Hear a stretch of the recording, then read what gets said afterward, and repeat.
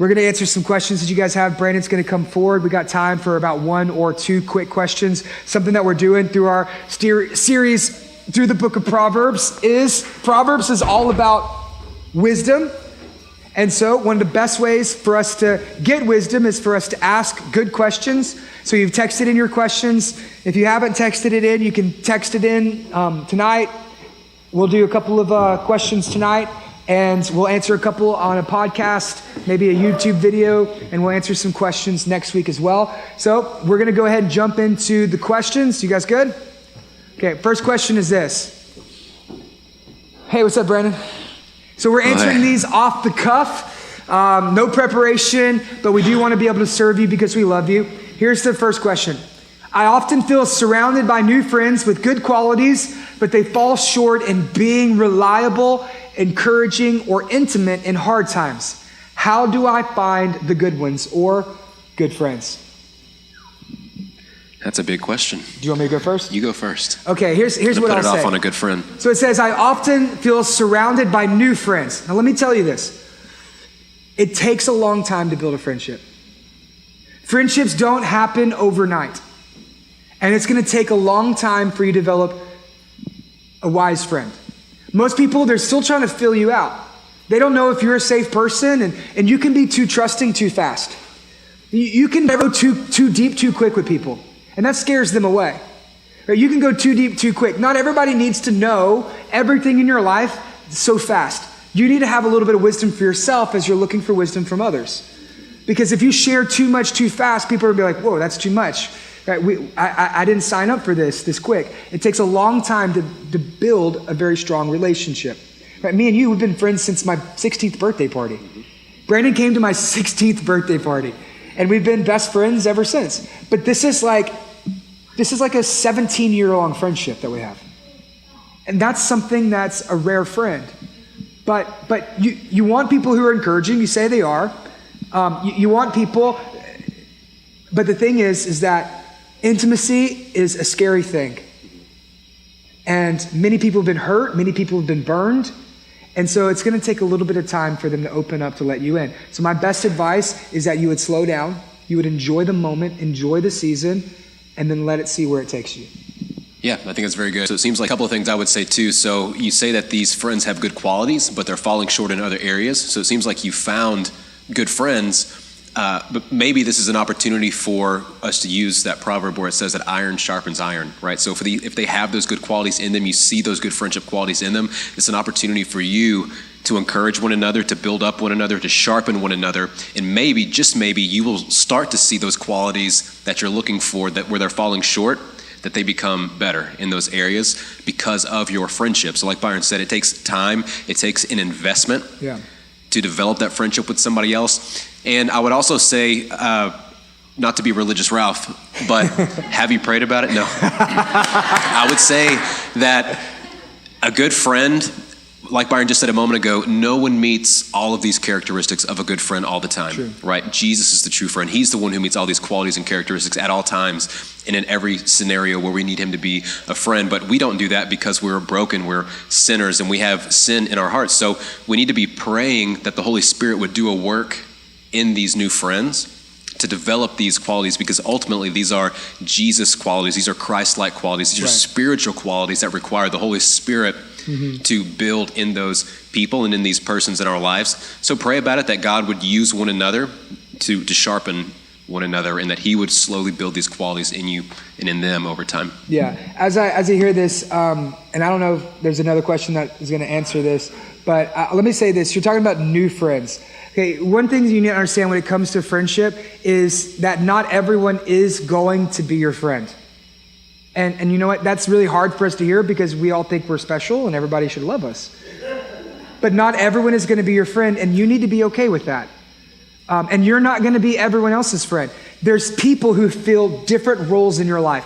And so I'm thinking about how you're surrounded by new friends. So there must be a new season in your life right now. Maybe you're new to the church. Maybe you're new to a community group. Maybe you're new in a job. Maybe you're new in a serve team. You need to understand the roles and relationships that people play in your life. Okay, because not everybody's going to be your friend. Some people are going to be coworkers. There's a different relationship there. Not everyone's going to be your friend. Some people are going to be they're going to be in your community group. Okay, and you should be friendly to them, but they may not ever fill that role as a friend for you. They're going to serve with you. They're going to, be some other aspect of your life, maybe a family member, maybe you go to college with them, maybe it's a parent, but you need to let people play the roles that they signed up for. And don't expect something out of people they're unwilling to give to you. It's hard for us to swallow this, but just understand that we're to be friendly to all, but don't move people into the spot of friendship so fast. A friend is faithful. A friend is rare. So we need to be very protective about who we let into those places. Time for one more question. One more. How many friends do you think a person can have? Byron, you have thousands of friends, so how do they do it? Okay, some people, you're an extrovert, okay? And then others, you're introverts. I'll say this. Some of you, you're like a wall plug. Some of you are like a surge protector, okay? Some of you have like 17 spots. Some of you, 2 spots. I don't think there's a certain answer that's going to cover every base. It depends on your personality. I can tell you this, that I have 4 true friends. I have a lot of people that I love dearly with all of my life. Most of you that all of you that I love dearly with all of my life. This is my 3rd sermon, okay? Come on. Just keep going. But there's only 4 people, Brandon, David, Travis, and Michael, that I really let in. And those are really important. So I think that people can have a number of friends, but remember this, Proverbs says that the one with many friends will eventually come to a ruin. But there is a friend that sticks closer than brother. I would say 3 to 5.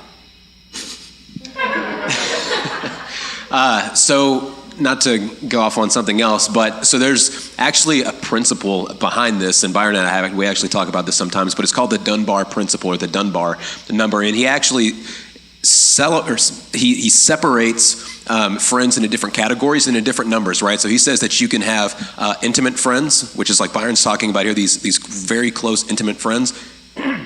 He says that you can have close friends, which he differentiates from intimate friends. Then he says you can have good friends, and then he says you can have friends. And so he breaks these down into multiples of 3, into multiples of 5, and he says you can have up to around 5 intimate friends. That's like Byron's saying here. You can have about 5 intimate friends. He says you can have up to maybe 10 to 15 close friends that maybe you share some things with, but not everything with. That you can have up to 50 good friends. These are the people that you enjoy spending time with, you enjoy going and hanging out with. You could go to dinner with any of them and their families. And then you can have up to 150 friends, or maybe we could just call them acquaintances, or people that you know, that are people in your circle that you would remember their name if you saw them, and maybe remember the last conversation that you had with them. But outside of that, you don't really spend a lot of time with those people. So those are all guesstimated numbers. But I think many of those, especially in that close circle, are very accurate. That you could have up to maybe 5 intimate, very close friends that you truly let into those deep places in your heart, like Byron just mentioned. So maybe just start there. Right. In answering that question. And one of the things that we do as our church, if you'll notice, we're at 3 services now. We actually follow the Dunbar principle as we are currently growing and planting as our church. So we actually break our services up. Once they hit about 150, we just add a second service, because we want to be able to keep, for the season that we're in, the community aspect that we have, to where you're like, oh, hey, I feel like I know these people. And you get a sense of that. But if you step back, you'll see that there's 300, 350 people in our church, and you might not get that, because we still want to be able to keep, in this season of our church, around this thing. And so Brandon's right, the Dunbar principle for the generic friendships and relationships that we have in our life. I think in more terms, the older I get, the more introverted I become. I've noticed this. I'm an extrovert, but as I get older, I want to spend time with my family. I want to sit at home. I want to read more books. I want to, I want to be alone more. And so I'm finding for me that it's changing as well. And so I think that's something you just got to recognize the season of life that you're in. Yeah. So, and just to close it out, I would just say also there's only so much of yourself that you can give to so many people at one time and in one season of your life. And so I think that principle, this Dunbar principle, also is just something to keep in mind, just some sound wisdom. To be careful how many people you are letting into that inner circle before you find yourself spread so thin that you're not able to fully devote yourself and supply that friendship quality that you expect out of other people to those people that you consider friends. So you don't want to stretch yourself too thin in those areas. So I think that's good. That's good. Hey, give a big round of applause. Hey, Brandon, I want to say thank you for being my friend. We have to do it like this. Do it like that. Thank you for being my friend. You're welcome. Yeah, you've been. When you were 16, it was very hard. I bet. It's gotten easier over the years to be your friend. That's good. Well, I don't have to shave lines in the side of your hair with a razor anymore. And it's been about 12 years since you punched me in the face. So, thank you about that. Hey, would you do me a favor? Would you close us out in prayer tonight?